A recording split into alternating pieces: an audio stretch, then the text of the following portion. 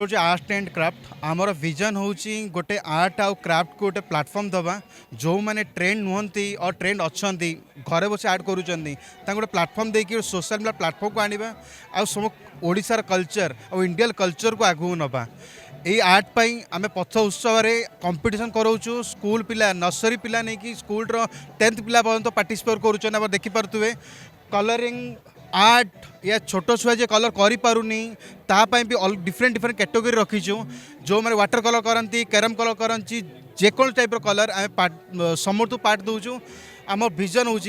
Platform दबा आउ जारी लास्ट 5 वर्ष करुचु आगु भी करूँ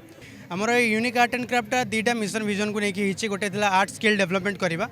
आ गोटे है प्लाटफर्म दबा ये जी पिला देखुं से सब आर्ट करुँच निजर स्किल डेवलपमेंट करने आम इन्यूट अच्छी चंद्रशेखरपुर आसिक से क्लास करुँच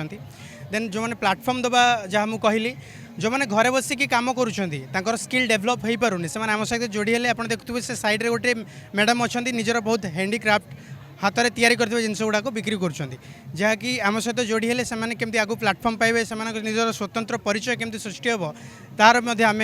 जनाशुना करुचु से केमती आगु बढ़े से तार आम से भी देखुचु।